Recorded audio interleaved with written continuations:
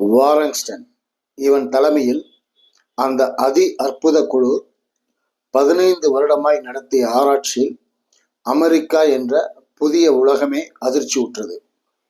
அது என்ன ஓம்? அப்படி என்ன இருக்கிறது அந்த 2 எழுத்தில்? நன்றாக மூடப்பட்ட கல்லறை சிறு துளை போட்டு காதை வைத்தாலும் ஹோம் என்ற இரைச்சல். இப்படி 15 வருட ஆராய்ச்சியில் வெறும் காற்றின் இரைச்சலை மட்டுமே கேட்டு பழகிய வாரன்ஸ்டன் காற்றின் ரகசியம் ஓம் என்ற வார்த்தை தான். அந்த வாரன்ஸ்டனுக்கு தித்திப்பாய் அந்த செய்தி. இந்தியா என்ற ஒரு நாடு ஆன்மீக நாடாம். அங்கு பிரணவ மந்திரமாய் ஓம் என்ற வார்த்தை பயன்படுத்தப்படுகிறது.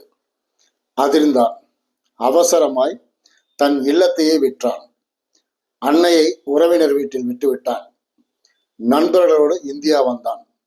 அவன் குறிவைத்த முதல் இடமே இமயம்.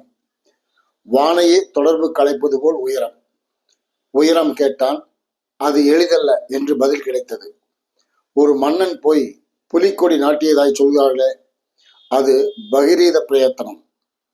மன்னரே உதவினால் ஒரே ஒரு ஆராய்ச்சி நிமித்தம் கொஞ்சம் மேலே போவேன்.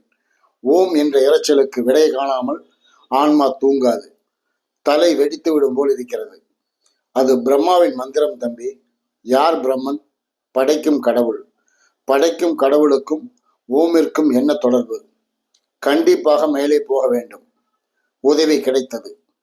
வழி எங்கும் யோகிகளும் முனிவர்களும் தீ வளர்த்து ஓம் ஓம் என்று ஜபிக்க, தீக்கும் ஓமிற்கும் தொடர்புண்டா? குழம்பினான். மேலே ஏறினார்கள். எந்த சத்தமும் இல்லை. சில கால தூரம் சென்றதும் ஒரு பனிப்புயல் ஓம் என்ற இரைச்சலோடு. அனைவரும் பிரிந்தார்கள். இவன் மட்டும் ஓரிடத்தில் ஒதுக்கப்பட்டான். அங்கே உறைய வைக்கும் மலையருவி.